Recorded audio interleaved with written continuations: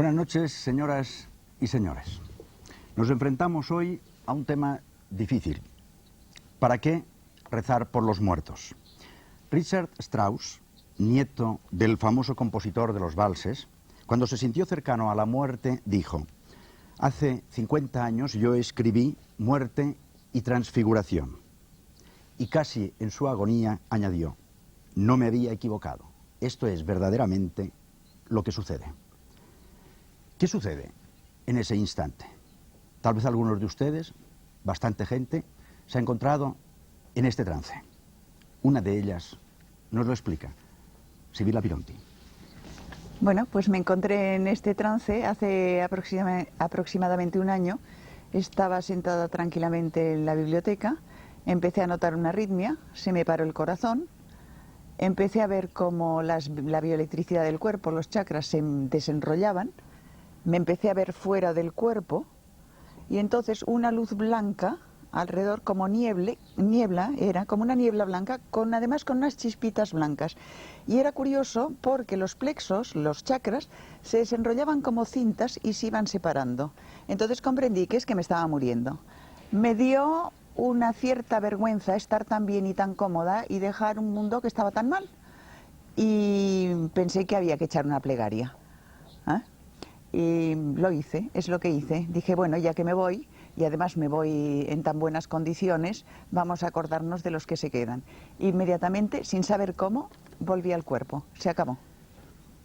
Cuando nosotros estamos hablando de los muertos o rezar por los muertos, evidentemente estamos aceptando que hay diferentes planos de existencia, la nuestra, donde están los ángeles, los santos, los muertos, y algún otro estadio al que hay que llegar. Fernando Sánchez Dragó. Fernando Sánchez Dragó. En las diferentes culturas que tú has conocido, ¿esto cómo se ve? ¿Como un tránsito realmente, como un final? No, prácticamente no hay ninguna cultura desarrollada y casi tampoco ninguna cultura primitiva que no considere que la muerte es, o en todo caso, el punto de comienzo de algo nuevo, o mejor aún, una transición desde la vida a eso que llamamos muerte y a los estados del espíritu. Más o menos, yo creo que la gran tradición primordial del ocultismo lo que dice puede adaptarse con muy pocas variaciones, con unas cuantas variaciones, pero pocas, a las distintas culturas. Y bueno, más o menos ya sabemos, lo hemos dicho alguna vez incluso en este programa, bueno, que en primer lugar la muerte no es una cosa que uno se muere y ya está muerto. No, la muerte es hay una serie de pasos sucesivos. Hay 4 cuerpos en el hombre: el cuerpo físico, el cuerpo vital, el cuerpo astral y el cuerpo mental, y desde el momento en que se produce la muerte clínica, esos cuerpos van poco a poco desprendiéndose. Entonces, bueno, hay que preparar y ayudar al difunto, la persona que muere, para que sepa ir sobreviviendo, para que sepa, nunca mejor dicho, para que sepa cómo bandearse en todos estos estadios sucesivos. Y eso es precisamente lo que hace, pues por ejemplo, el libro más famoso de la cultura mortuaria oriental, el famoso Bardo Todol, o Libro de los Muertos. Bardo es palabra que en tibetano significa estado intermedio. Entonces, pues por una serie de ritos, por una serie de oraciones, el sacerdote, el lama, que está oficiando al lado del moribundo, está enseñando a este moribundo primero cómo morir, el proceso de la muerte, que es en realidad el primer estadio de la muerte. Luego vendría un segundo proceso, que sería atravesar todas esas regiones, vamos a llamarlas así, en las cuales este espíritu que ha fallecido va aproximándose o bien definitivamente al nirvana y ya no se vuelve a encarnar nunca, o bien, como es lo más habitual, va a prepararse para renacer en el samsara, lo que se llama el renacimiento, y entonces tiene que cubrir una serie de pasos sucesivos que más o menos en el Bardo Todol duran, se dice, de 48 a 49 días, y el lama, con estos ritos, con estas oraciones, etcétera, le está enseñando a hacer todo ese recorrido. Estas 3 grandes etapas, yo creo que de una forma más o menos explícita están expresadas en todas las culturas y en todas las religiones. Incluso en algunos casos, bueno, existe lo que se llama animales psicopompos, que son animales que conducen el espíritu del moribundo a las regiones del más allá. El perro, de ahí viene lo del cancerbero en la cultura griega y latina, era un animal psicopompo. En la cultura hinduista, por ejemplo, lo es el toro, sobre todo en el hinduismo de Bali. Yo he asistido a las grandes ceremonias funerarias de Bali, que duran a veces meses, porque tienen que reunirse muchas familias para financiarlas, que son extraordinariamente emotivas, extraordinariamente vistosas y extraordinariamente alegres, y hay un momento de estas ceremonias en los cuales las cenizas del difunto se meten en un toro negro, y ese toro se quema en público, y son posteriormente esas cenizas las que se llevarán a un río, metidas en una urna, y desde el río irán a la mar, haciendo bueno, nada menos que en Bali, el verso de Jorge Manrique. Isidro Palacios, Fernando ya ha estado hablando de algunas religiones. ¿Tú cómo verías la diferencia que hay en las distintas religiones en la forma de contemplar la muerte? ¿Como un culto a los antepasados o realmente como una plegaria que se hace desde aquí en favor de ellos? Bueno, en realidad eso supone el planteamiento de dos fases que nacen en el mismo punto o en el mismo aspecto central. Realmente no hay religión que no nazca con una idea medular que es el culto a los muertos, es inherente a ellos. El hecho de rezar por los muertos, digamos que es una consecuencia del culto a los muertos. En un principio, los vivos permanecen unidos, y de ahí creo que es una idea fundamental a destacar, permanecen unidos a los muertos y por lo tanto a los antepasados, forman con ellos un tronco irrompible, una comunidad inmortal que la muerte ni siquiera puede escindir o separar. Entonces el culto a los muertos en un principio, en todas las culturas, en todas las religiones primitivas, hace que esa realidad permanezca de forma inexorable. Con el culto a los muertos, el muerto permanece unido al vivo. Se sabe, por ejemplo, en las civilizaciones son religiones más primitivas, como incluso formas prereligiosas, como es en el Shinto, cuando un ser muere, se convierte en un kami, en un dios viviente que vive al lado de los vivos. También en el culto a los muertos, por ejemplo, que se establecían con los romanos, en el fondo, aquellas ceremonias, aquellos ritos, de alguna forma permanecían o permitían la permanencia de los muertos con los vivos. Es decir, que el culto a los muertos garantizaba esa unión de comunidad irrompible, inmortal, que la muerte no podía romper, como he dicho. Con el cristianismo esto, digamos que también arranca de una especie de culto a los muertos, pero ya el cristianismo no tiene un culto a los muertos como en la antigüedad, sino un rezo, un culto por los muertos. Es decir, algo como no hay una separación en esa comunidad entre vivos y muertos, pero sí hay como un distanciamiento. Por el muerto se reza en un destino al cual está abocado inexorablemente, y se reza para que ese camino pueda llegar a tener un final feliz. Y en el fondo, en ese sentido, hay una diferencia entre el culto a los muertos y rezar por los muertos. Isidro Palacios es escritor, ustedes ya lo conocen, y además redactor jefe de la revista Más Allá. Vamos a hablar ahora con Josep Gil, que es doctor en teología y profesor de escatología, que en otras palabras sería lo que ustedes conocen como novísimos, muerte, juicio, infierno y gloria, y que nosotros aprovechamos la oportunidad de tenerle aquí para ver si nos puede aclarar si todavía permanece esa creencia tal y cual nos la explicaron cuando éramos pequeños. ¿Qué dice la teología hoy sobre esto? Yo pienso que hablar de los novísimos es, sobre todo hablar de escatología, un poco distinto, novísimo, escatología. Hablar de la escatología es acercarnos a ese momento, hace 100 años, que se produjo una auténtica revolución en esta materia. Una revolución, por otra parte, interesante, porque se da al mismo tiempo el descubrimiento del cristianismo, la conciencia del cristianismo, que es algo más que una religión. Algo más que una religión. Es el momento en que los que saben de qué estoy hablando, pues, en fin, se trata del momento en que la teología llamada dialéctica en Alemania, pues hace sus primeros pinitos. Importantísimo este momento. Total, que podríamos decir que los novísimos tradicionales, los que figuran en el catecismo católico como las verdades eternas, como usted muy bien ha dicho, pues muerte, juicio, infierno y gloria, no sé por qué no ponen el purgatorio, pero en fin, muerte, juicio, infierno y gloria, pues estos novísimos han sufrido, han experimentado una importante, digamos, vamos a ver, como reconducción. Yo diría que en este momento se producen como dos direcciones diferentes en esta materia, direcciones, digamos, de traducción, de expresión diferente. Por una parte, todas estas cosas, cielo, infierno, todo esto no es más que una plasmación más o menos mitológica de lo que significa decidirse por Jesucristo. Decidirse por Jesucristo significa traspasar, hacer un cambio de una vida negativa a una vida positiva. Todo esto se expresa a través de estas fórmulas. Sería la traducción, la interpretación existencialista. Por otra parte, evidentemente está otra corriente, importantísima, teniendo en cuenta, que estas verdades, llamadas verdades, no son más que expresiones trascendentales de unas utopías intramundanas. Por otra parte, son trascendentales, tienen el peligro de convertirse en alienantes, pero en definitiva el cielo no es más que, por decirlo así, el hombre en su plenitud, la resurrección de los muertos no es más que la historia llevada a su plenitud, etcétera, etcétera, etcétera. Digo todo esto porque, entonces, ahora mismo, en este momento, cuando un católico, cuando un cristiano católico, digo católico, aunque podría decir simplemente cristiano, cuando un cristiano católico profesa su fe en esto que llamamos de verdades eternas, ¿qué es lo que pretende decir? ¿O qué es lo que pretendería decir? Debería pretender decir que es en la fe en Cristo en donde encontramos la situación de plenitud de nuestra vida. Es una fe en Cristo. Me parece importante añadir dos cosas, si me permiten. Dos datos importantes.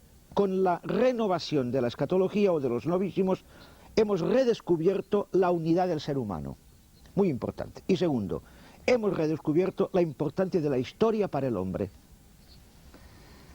Aravinda Basu, profesor de filosofía, puede hablarnos de otra cultura, es además de editor de una revista que trata temas de filosofía y de yoga. ¿Qué relación existe para usted entre la muerte y destino del alma?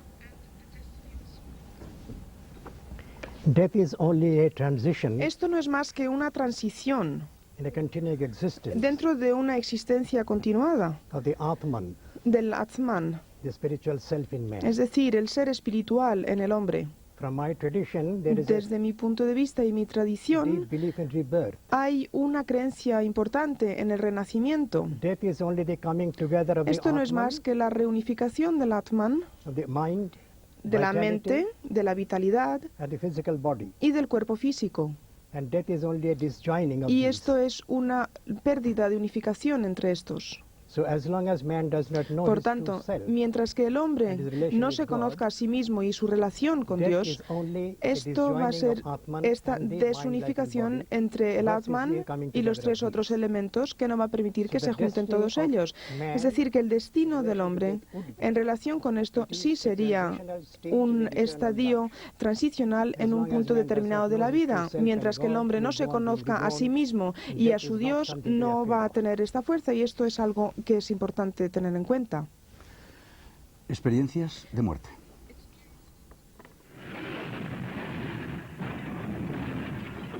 Todavía no existe una explicación racional desde el punto de vista científico sobre las experiencias vividas por aquellas personas que han estado al borde de la muerte. Sin embargo, es un tema que ha interesado a numerosos científicos y que ha hecho que las investigaciones iniciadas en los años 70 en los Estados Unidos se hayan extendido a todo el mundo. La experiencia de premuerte o de aproximación a la muerte se ha documentado con el 40% de los casos de personas que han estado a punto de morir, es decir, que han tenido un paro cardíaco o respiratorio, incluso a veces cerebral como consecuencia de traumas o enfermedades. La última encuesta del Instituto Gallup sobre este tema revela que solo en los Estados Unidos más de 8 millones de personas han vivido una experiencia de premuerte. Lo más sorprendente es la presencia de elementos comunes en todas las experiencias de este tipo, a pesar de las grandes diferencias culturales, sociales, religiosas y de edad, ya que en la encuesta se recoge el testimonio de varios niños. Lo primero que recuerdo es que estaba mirando hacia arriba, a unas luces en forma de diamantes. Eran rojas, azules, verdes, amarillas y de otros muchos colores. Las miré durante unos minutos. Y lo que recuerdo inmediatamente después es que estaba mirando hacia abajo, a mí mismo. Había médicos por allí, vestidos de azul y verde.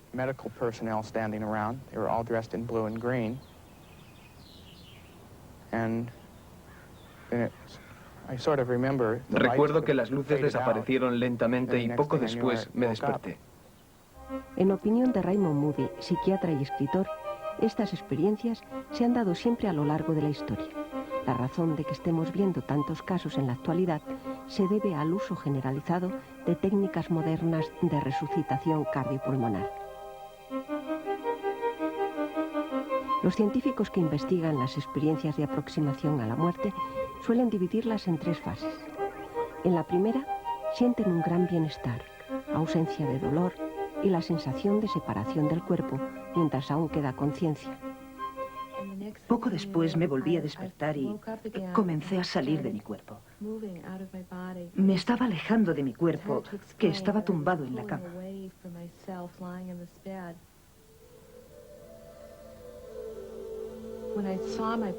Cuando me vi, me sentí muy confusa, porque tenía cinta adhesiva en la nariz y no sabía por qué. Simplemente me parecía muy raro.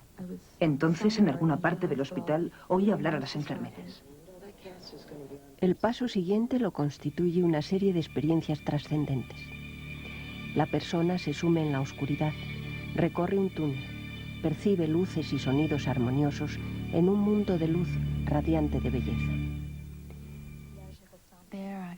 Allí sentí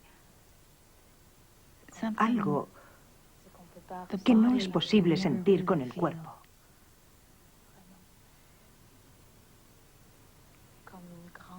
Es como una alegría exultante, pero aún mayor. Es más que alegría, creo que la palabra que mejor lo describe es éxtasis. Ninguno de los supervivientes de la premuerte deseaba retornar a su cuerpo. Todos sintieron una fuerza superior que les obligaba a hacerlo. Otra característica común es el profundo cambio de actitud ante la vida. Ya no sienten temor, experimentan más amor y comprensión hacia sus semejantes.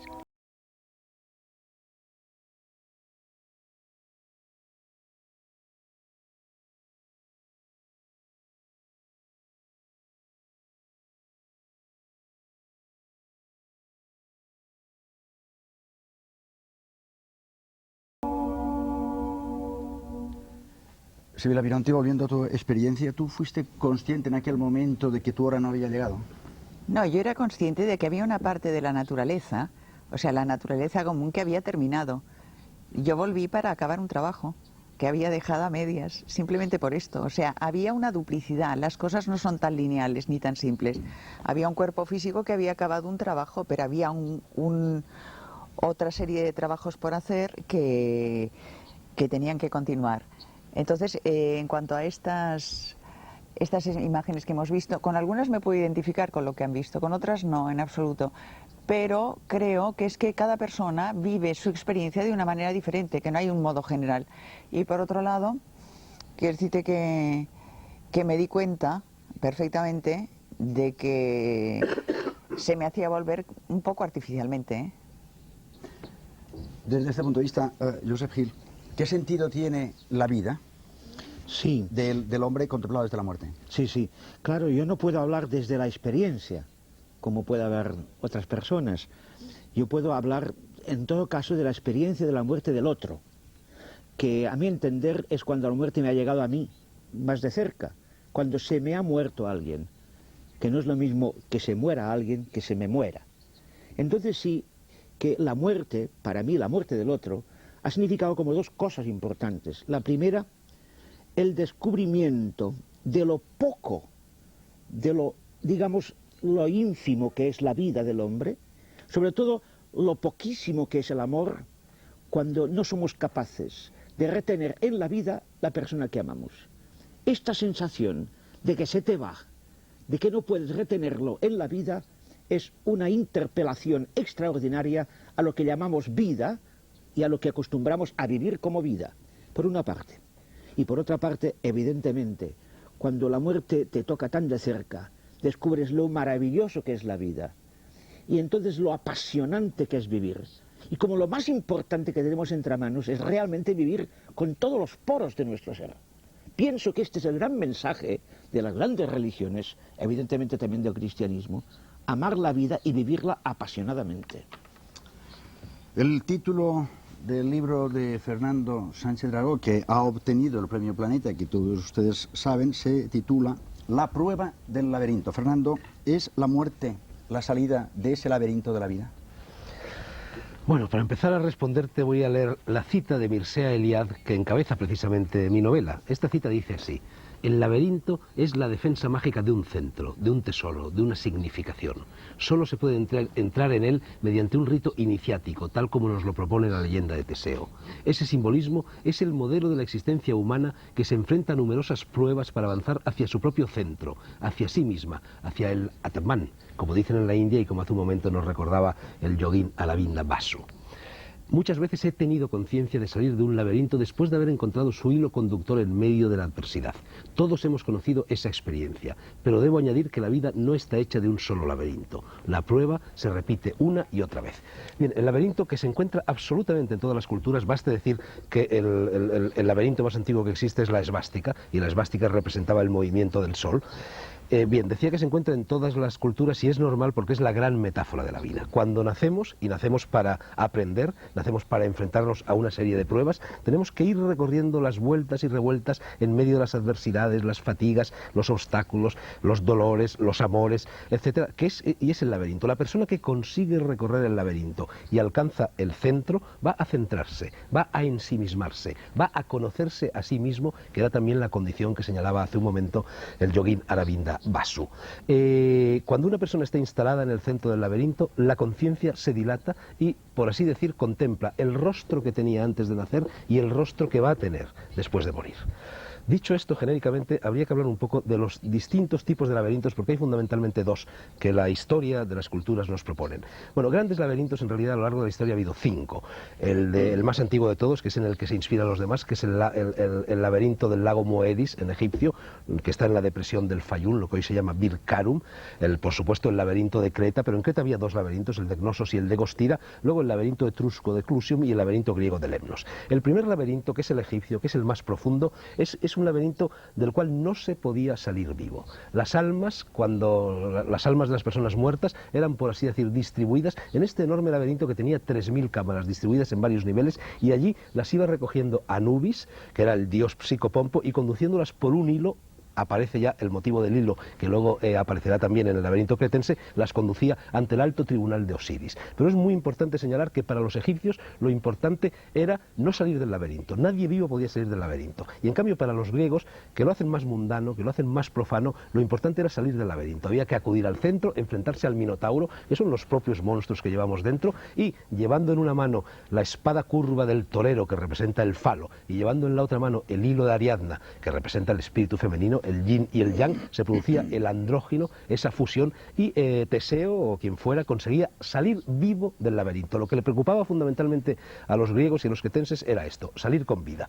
La Iglesia cristiana va a recoger la imagen del laberinto, y de hecho, bueno, la escolástica está llena de laberintos. Yo mismo en mi casa tengo una colección de 24 laberintos de la escolástica, y hay muchas catedrales en cuyo suelo, en cuyas paredes hay laberintos. Ahora bien, la Iglesia, en vez de recoger el modelo egipcio, recoge el modelo griego, lo cual yo creo que es un símbolo de la opción que en un determinado momento hace la Iglesia por el poder temporal. Ahí se equivoca. Y a mí, para terminar, de hecho hay toda una serie de comparaciones luego entre el laberinto y la Vía Dolorosa, el laberinto y la Vía Crucis, etcétera. Pero a mí me gustaría evocar, y es así como termina precisamente mi novela, el gran laberinto de la Catedral de Chartres. Imaginemos esta catedral, que es junto a la de Compostela seguramente el lugar de más alta espiritualidad en el mundo occidental, en medio de una llanura que antaño estuvo poblada de bosques, y el peregrino que llegaba hasta ella, después de recorrer el laberinto, todos los vericuetos de la existencia, entraba en la catedral por una puerta que ahora está cerrada, que era la gran puerta, que solo se abre ahora en determinadas ocasiones, y allí, antes de llegar a las imágenes de la Virgen, antes de llegar al coro, antes de llegar fundamentalmente al gran altar del ábside, tenía que recorrer este laberinto que está en el centro. Y curiosamente hay una vidriera en la catedral de Chartres que tiene una imagen de la Virgen. El laberinto de Chartres antiguamente, luego lo destruyeron los jacobinos en la Revolución Francesa, tenía en su centro, estaba recubierto por una plataforma de bronce.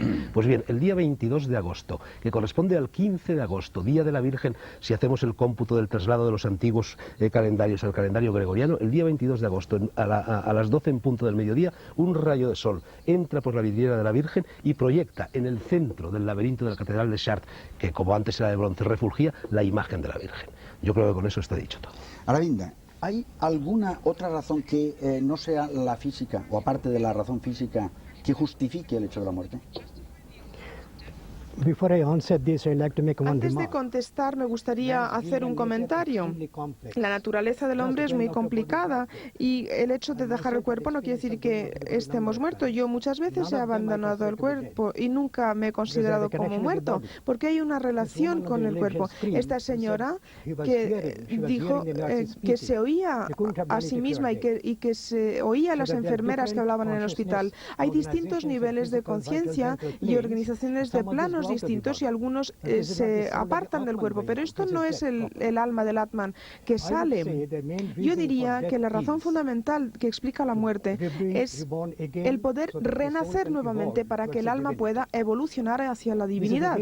Esta es la razón fundamental. La razón física y la razón psicológica también existe, que más o menos están muy similares al final, porque estos desequilibrios psicológicos también lo explican, pero el asunto es que la muerte, si hablamos claramente, es la oportunidad que se nos concede para renacer y llevar a cabo nuestra evolución hacia la divinidad. Esta es la razón fundamental y no creo que sea inevitable. En el momento actual es inevitable porque el cuerpo no está consciente, no está espiritualizado. Si el cuerpo lo estuviera, no sería el mismo asunto. Esto es lo que me parece. Esta es mi opinión. Aravinda ha hecho mención de los diferentes estados de conciencia. Los que siguen este programa saben que de vez en cuando hablamos de estos estados de conciencia. También se ha hablado aquí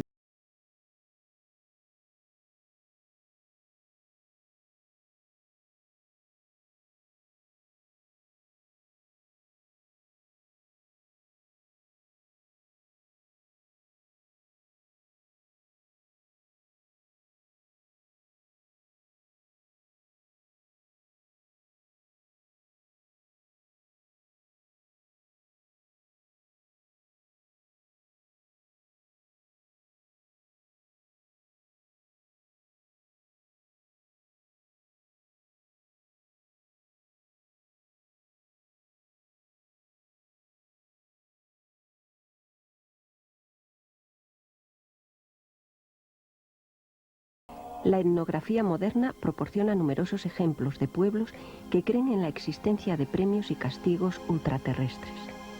Los testimonios más antiguos sobre la creencia en la vida después de la muerte se encuentran en los restos del arte rupestre. El hecho de que el hombre del Paleolítico enterrase a los cadáveres indica que cuando menos creyó en la supervivencia de algo suyo. Los restos hallados en los monumentos megalíticos confirman estas creencias, pues es frecuente encontrar en los enterramientos, al lado de los cadáveres, utensilios de uso diario, como armas, vasijas o alimentos, que además indican que creían que una vez muertos, continuaban con sus actividades en el otro mundo. Los egipcios creían que el Ka, alma superior de cada hombre, se separaba del cuerpo y ascendía a las regiones celestes, mientras que el Ba, o alma inferior, permanecía junto al cadáver. El testimonio escrito más antiguo sobre la inmortalidad del alma procede seguramente del Libro de las Pirámides, año 2500 a.C., en el que se habla por primera vez de la inmortalidad del alma. El alma del faraón, transformada en ave, asciende hasta la mansión celeste de los dioses. En la Sagrada Escritura, Nuevo Testamento y en el Libro de la Sabiduría, aparece escrita la verdad sobre la inmortalidad del alma desde el momento de la muerte hasta la resurrección al final de los tiempos. Para la Iglesia Católica, la creencia en la inmortalidad del alma es dogma de fe, así como el premio o el castigo que recibirán las almas inmediatamente después de la muerte, la resurrección de la carne en el día del juicio universal. En líneas generales, la escatología islámica es paralela a las creencias cristianas. En ella se establece el llamado interrogatorio de la sepultura, llevado a cabo por dos ángeles llamados Munkar y Nakir, la resurrección, el juicio final y el premio y el castigo de las almas inmortales. La creencia en la reencarnación del alma humana en varias personas, animales e incluso plantas, es común al hinduismo, budismo e incluso al taoísmo chino, ya que la base de estas doctrinas filosófico-religiosas estriba en la necesidad de una purificación total antes de alcanzar la unión con las distintas divinidades. La reencarnación es la consecuencia del karma o de los actos buenos o malos de cada persona, a lo largo de su vida. Por ello, cada acto lleva su premio o su castigo.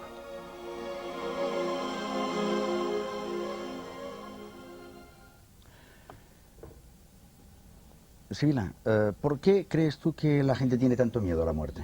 Hay dos tipos de miedo. El miedo de la persona que ve morir a otra, porque esa otra deja un hueco en su mirada, desaparece a sus ojos y no desaparece por dentro. Y entonces ahí hay una gran contradicción.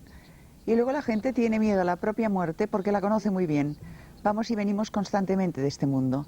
Y entonces sabemos que nuestras acciones, nuestra vida, nuestra mente, todo lo que aquí hemos podido ocultar gracias a esta coraza que es el cuerpo, en el otro lado no lo podemos ocultar. Nosotros utilizamos la palabra exotérico y esotérico refiriéndonos a libros, a tendencias, a aspectos particulares filosóficos. No, exotérico es lo que está afuera y esotérico es lo que está dentro. Pues bien, una vez traspasas la barrera, entonces resulta que todo es a la inversa. Todo lo que tú tenías guardado dentro no solamente se ve, sino que casi se corporiza, porque son tus fuerzas. Y entonces esto es bastante desagradable para según quién, quizá para la mayoría de la gente. Luego, por otro lado, una vez se pasa esa barrera, claramente el cuerpo físico, yo no voy a hablar ahora de todos los cuerpos que tenemos porque necesitaríamos mucho tiempo y un tratado. Lo que sí es cierto es que del cuerpo físico queda un germen en esos cuerpos luminosos, porque si no, nunca se podría volver. Y esto, la gente muy evolucionada puede manipular ese germen físico que les queda en el otro lado para ir y venir tranquilamente. Lo mismo que la gente muy evolucionada en este lado de aquí puede manipular uno de sus cuerpos al astral, digamos, por decirlo en un lenguaje que la gente comprenda. Pero ya te digo, el miedo a la muerte son dos. El miedo al vacío del ojo y el miedo a la reacción que producen nuestras actitudes y lo que somos en el otro lado, que realmente se personifica. Pero cuando has dicho que lo interior se exterioriza, ¿qué pasa con lo exterior? Se interioriza, es ese germen que queda dentro, o sea, nuestra parte interna se exterioriza y todo lo que es nuestra coraza, nuestra corporalidad, no desaparece, queda un germen de nuestra corporalidad. Si desapareciera nunca podríamos volver. Necesitamos un nexo de unión. Nada desaparece nunca. Todo está en germen o en acto, en potencia o en acto. Depende de la fase. Isidro, antes ha citado Joseph Hill cuando decía muerte, juicio, infierno y gloria. Decía, no sé por qué no el purgatorio. Las ideas sobre el purgatorio, ¿qué pasa? ¿Que es que han variado mucho? Bueno, están presentes. Han variado, pero incluso hay que decir algo. Antes, su nacimiento es tardío.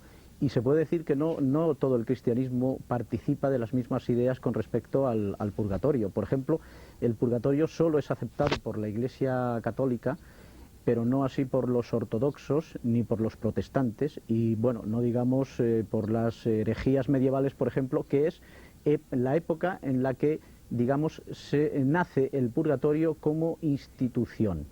Hay que ver en los órficos, por ejemplo, un precedente. Ya ellos rezaban por las almas de los paganos, de sus antepasados, que habían pasado al mundo del más allá. Píndaro, por ejemplo, pues es un representante importante en esta tendencia. Pero es curioso ver la ironía de la historia. Los primeros teólogos que hablan del purgatorio, cristianos, son precisamente los padres griegos, Clemente de Alejandría y Orígenes. Pero, en fin, bueno, esto se puede decir que son precedentes. Realmente, cuando se puede decir que el purgatorio como tal, es decir, como estadio de purificación, de perfeccionamiento, de ennoblecimiento del alma un tanto rugosa por la vida, es decir, que no suficientemente purificada, en un estadio donde se entra y se sale, se diferencia por eso del infierno en líneas bastante generales, nace en el siglo XII, entre 1150 y en el 1200, es decir, en la segunda mitad del siglo XII. Y nace, curiosamente, en la cristiandad, recuperando una idea que había sido muy querida para toda la tradición occidental y en general para toda la tradición primordial. Es el rito de paso. Generalmente el caballero, el monje, el teólogo medieval que defiende la idea del purgatorio, la concibe como un rito de paso de purificación interna y externa.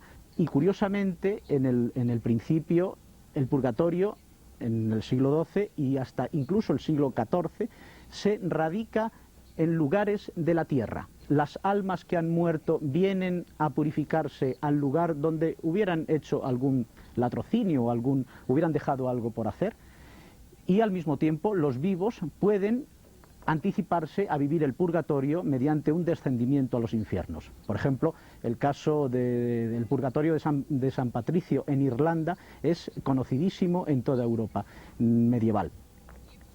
El purgatorio, sin embargo, tiene una evolución, evidentemente, de estar en la tierra pasa a ese más allá, ese hipotético no estar aquí, sino más allí. Y el primero que empieza a tratar esta idea, supone también el triunfo poético del purgatorio en la humanidad medieval, es Dante, y donde él coloca precisamente el purgatorio junto con el cielo, el infierno, etcétera, en el más allá. Y voy a hacer ahora una pregunta, me parece muy atrevida, pero se la hago. Joseph Hill, ¿qué hacen los muertos, según usted? Viven. Así de corto. Claro, para nosotros, para los cristianos, la muerte es algo muy serio. Tan serio como que no se puede pasar al otro lado. Esta idea de pasar al otro lado no me parece que sea una idea cristiana, básicamente cristiana. Mejor dicho, para los cristianos no hay otro lado. No hay otro lado. La vida se acaba con la muerte. Esto parece que es de una radicalidad extraordinaria que Pero da tan miedo. radical como la respuesta de usted que me ha dicho, viven. Viven. Entonces, ¿qué pasa en el momento de la muerte? Porque el problema es este. ¿Qué pasa en el momento de la muerte? Decir que se acaba la vida no quiere decir que se termina. Acabar quiere decir plenitud. Acabar significa cumplimiento.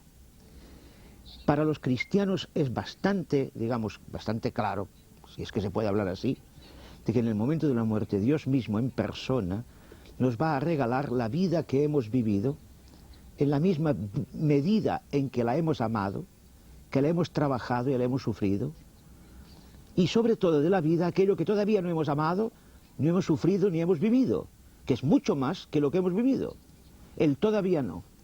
Es que entonces la vida de uno, que se va desdoblando mientras vivimos, pero muy poco, la podremos recibir de una manera total y plena en el momento de la muerte. Por tanto diríamos, ¿qué pasa? ¿Qué hacen los muertos? Viven. Viven la vida, su vida. Naturalmente una vida reformada, mejorada por las manos de Dios. Aravinda, yo quería preguntarle algo que añadir desde su punto de vista a lo que estamos hablando ahora. Before I answer that question, I want to make one remark. It is not true that in Hinduism, que en el hinduismo el alma pueda, al haber llegado al nivel humano, pueda volver al nivel animal. La evolución del conocimiento incluye un paso de un estadio a otro. Es muy difícil que el alma humana, una vez llegado al nivel humano, pueda redescender al nivel animal. En cuanto a lo que hacen los muertos, yo creo en el renacimiento. Yo creo que los muertos esperan una nueva esperanza de ser reencarnados en un nuevo cuerpo para poder seguir adelante con su evolución y llegar a la compleción. Esto es lo que hacen los muertos. Isidro, y ahora, al hilo justamente de lo que él acaba de decir, según otras creencias, ¿tú crees que los que ya han muerto pueden variar en ese momento su estatus? Bueno, desde el punto de vista, por ejemplo, no solo católico, sino en general, en eso la tradición primordial es bastante coincidente. Es decir, si el ser humano al morir pasa a un estadio donde no existe ni tiempo ni espacio, no se puede concebir bien ni siquiera una idea de una transmigración en el sentido de ir aún más allá por sus propias fuerzas el ser que ha fallecido, porque ni hay tránsito, ni hay tiempo, y por lo tanto la idea del progreso, tal y como la modernidad entiende ese principio, no existiría ni en el cielo ni en el infierno. Por entendernos de otra forma, en un sentido temporal, habría que hablar más bien de lo que la tradición llama como instante eterno o presente eterno. La tradición acepta que el ser humano, en cuanto compuesto de espíritu, alma y cuerpo, en esta vida puede hacer todo lo posible para salvarse o condenarse, pero que una vez muerto entra como en un estado parecido a algo así como una prisión.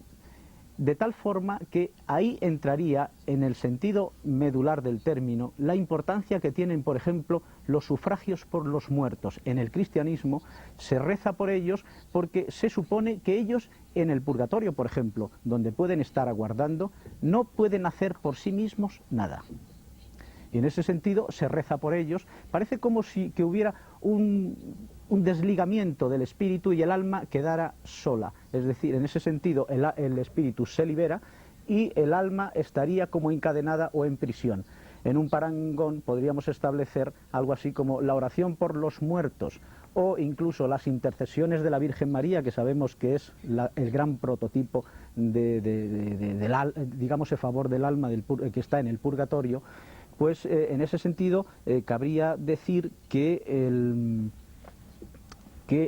muerto es asumido por esas oraciones porque en realidad no puede hacer por sí mismo nada, ¿no? Y sería un paralelismo en ese sentido con lo que hacían los caballeros medievales en la Orden de la Merced, que por ejemplo iban a liberar las almas de los cautivos que no podían liberarse por sí mismas, ¿no? Y ahora, un poco de música. La muerte, por Bulerías.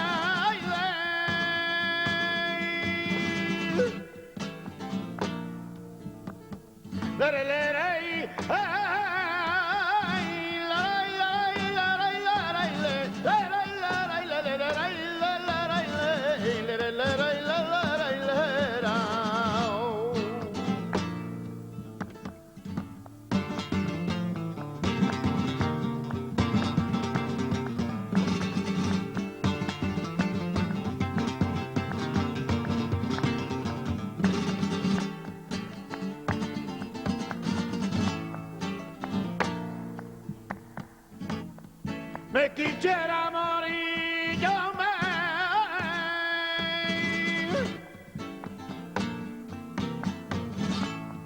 me quisiera morir, ya ves si tú te ponirías malutito negro por mí, ya ves si tú te ponirías malutito negro por mí.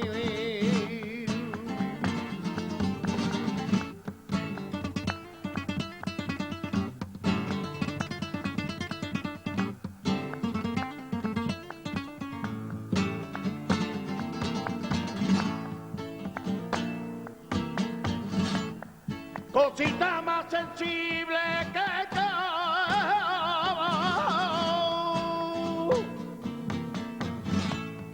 cosita más sensible que pelea con la muerte, vencer la serie es imposible.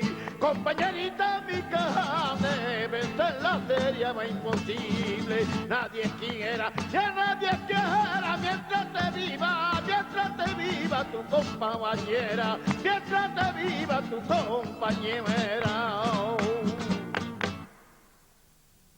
Sibila, y vamos ahora a la pregunta que iniciábamos al principio del programa. ¿Para qué rezar por los muertos? Bueno, vamos a citar ahora una epopeya hindú. Rama, antes de que nuestro mundo mediterráneo soñase con ningún Moisés ni con ningún Sinaí, hizo una legislación para que el mundo sobreviviera, porque las legislaciones están hechas para esto. Y uno de los puntos importantes era el culto a los antepasados. Entonces, ese culto a los antepasados, una vez dicho esto, que fue una institución ramídea hace miles de años, ese culto a los antepasados era muy importante, pero vamos a utilizar el vocabulario para esto hebreo para contarlo de una manera más clara. Por ejemplo, hay un alma matriz de la cual salen unos filums. Y ahí hay toda una historia de toda una humanidad, toda una cadena genética de individuos que van naciendo y muriendo, y renaciendo y muriendo dentro de esa cadena. En realidad, cuando se reza por los muertos, se está rezando por uno mismo, por la cadena genética, por los antepasados. Estás redimiéndote y redimiendo. Es todo un factor muy importante, porque si pensamos en ese mandamiento, era como una regeneración a nivel filogenético que hacía que cada vez el que volvía pudiese volver en mejores condiciones y seguía con ese culto que de alguna manera le mejoraba a él y mejoraba la suerte de su futura incluso reencarnación. Pero eso es antiquísimo, es de por lo menos 8 o 9 mil años antes de Cristo. Esto pertenecía a la época de propiamente Ramidia, que es una época que naturalmente tiene que volver. Esto que estaba diciendo Joseph Hill, en el fondo estamos hablando de la unidad de la que estamos hablando, todos somos uno, ¿eh? Sí. Y hay una unidad continua en esa transformación, ¿no? Si yo pienso, sin embargo, ¿verdad?, que los últimos pasos que da la teología en este campo van en otra dirección, yo diría, la teología católica, ¿no?, cristiana en general, por lo que sé. Más bien, digamos, a no separar tanto alma del cuerpo, más bien pensar en una unidad en el hombre, lo mismo que una unidad cósmica. En este sentido, me parece que es difícil afirmar hoy, por lo menos, que es un dogma de fe para la Iglesia la inmortalidad del alma.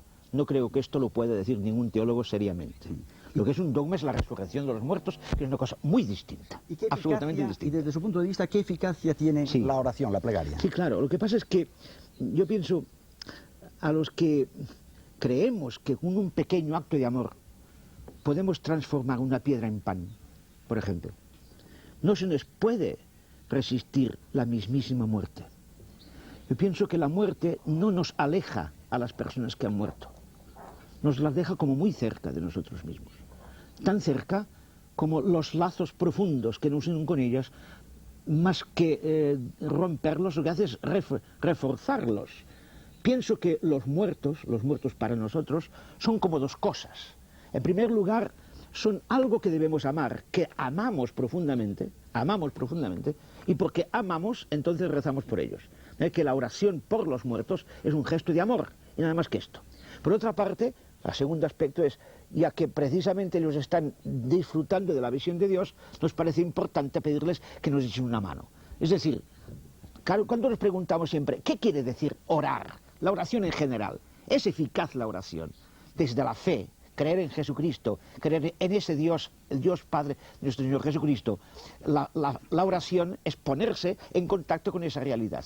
Claro, sería ridículo pensar que rezando y pidiendo lo que estoy pidiendo voy a conseguirlo. Esto es doy para que me des. Esto es un comercio con la divinidad. No es en este sentido. La oración nos introduce en el misterio divino y por tanto nos hace participar de la actividad de ese Dios. No queremos dejar y pasar por alto lo que la ciencia opina de estos estados de ánimo de los que hemos hablado, en estas experiencias ante muerte. Dice así la ciencia.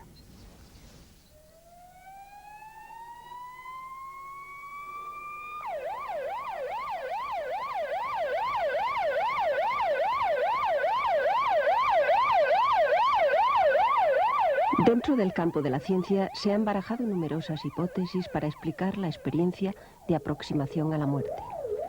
Según los científicos que investigaron las sensaciones experimentadas por los que regresaron del más allá, fueron causadas por la alteración que sufre el metabolismo cerebral a consecuencia del paro circulatorio o por las endorfinas que libera el organismo.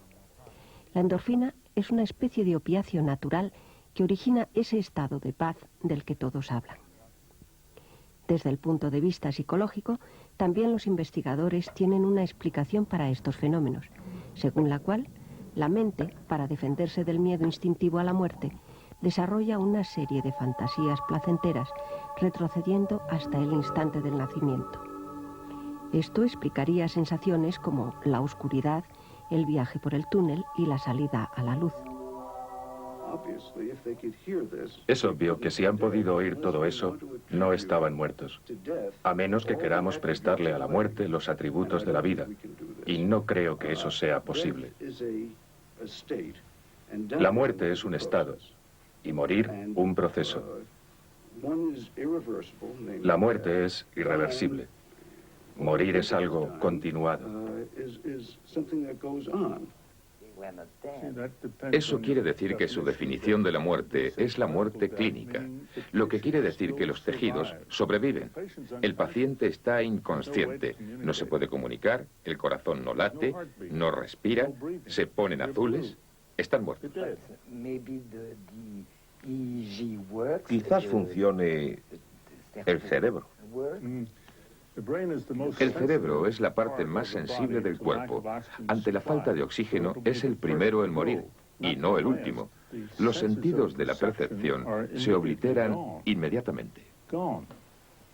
Isidro, ante la muerte, ¿cuál es personalmente tu actitud?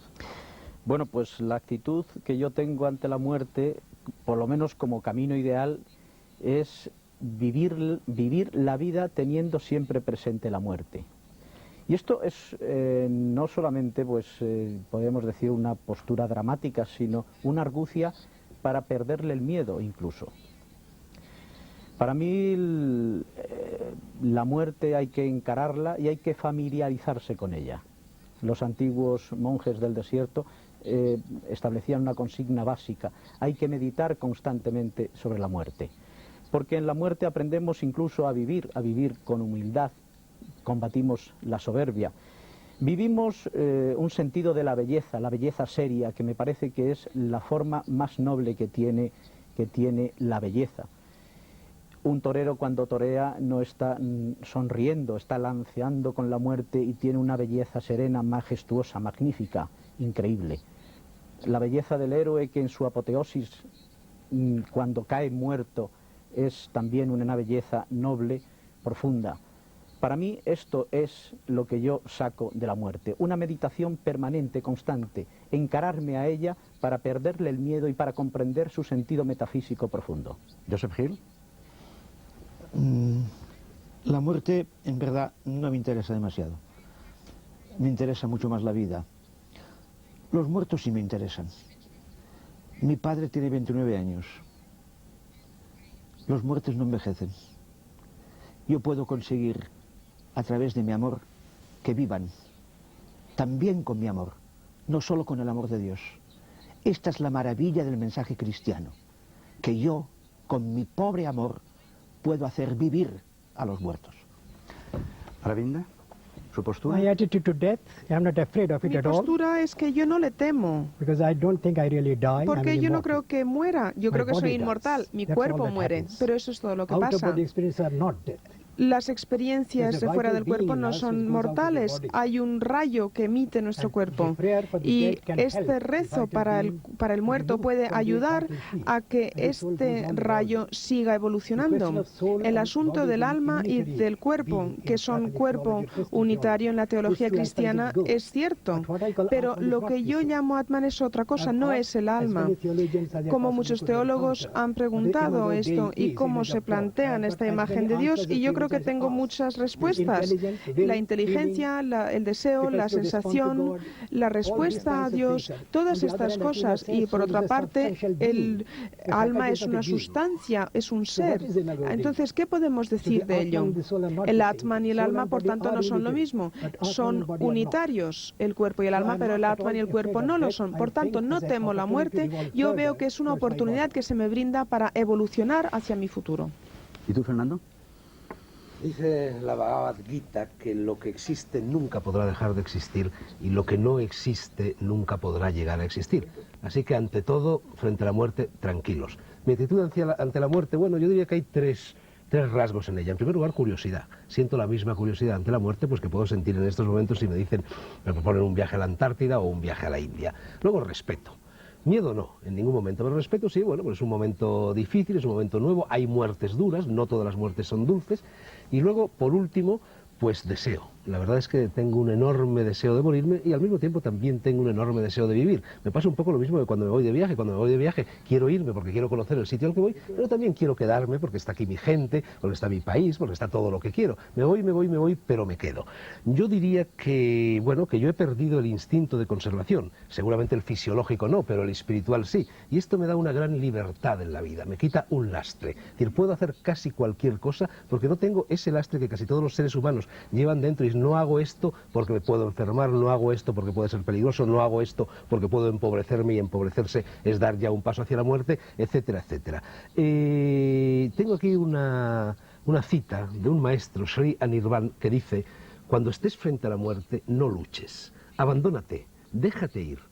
El impulso que te arrastrará es cósmico. ¿Acaso alguien sabe lo que hará en la Tierra cuando llega a ella? ¿Por qué no ha de suceder lo mismo después de la muerte? Entonces, ¿qué es la vida? La vida es una gran explosión. Desde una célula inicial, que es el óvulo cuando es fecundado por el espermatozoide, empieza a expandirse. Y surge la vida, surge el nacimiento. La muerte, en cambio, es una implosión. Las células se van retirando hacia el centro. Quien es capaz, en el momento de la muerte, de meditar, simplemente de meditar, convierte esa retirada de las células hacia el centro en un momento de lucidez, en el momento del conocimiento definitivo, en una gran orgía de conocimiento y en una especie de gran orgasmo.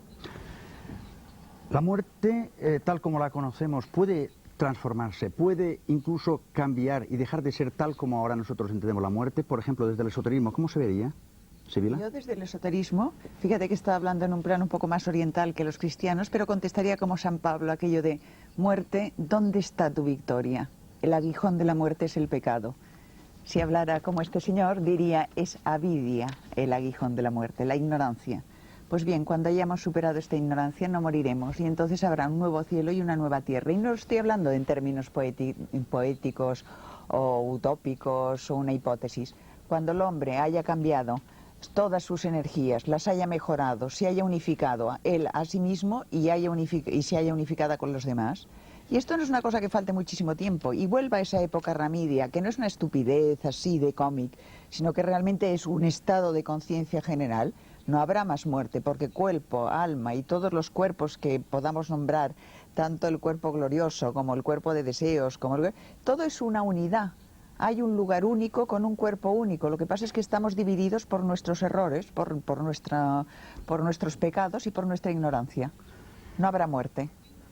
Maeterlinck decía, o puso en labios de la muerte, la siguiente frase: nadie me busca más que en los cementerios, donde yo no voy jamás. Yo no amo los cadáveres. Buenas noches y hasta la próxima semana en La Tabla Redonda.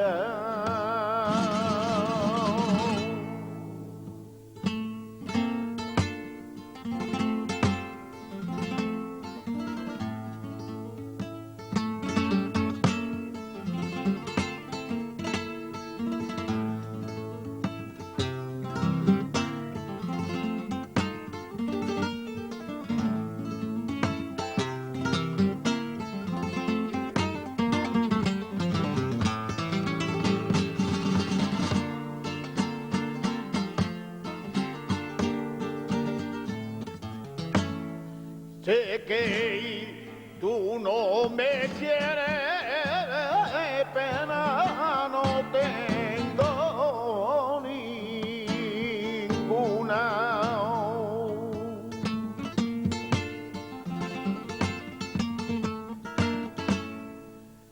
enano, tengo ninguna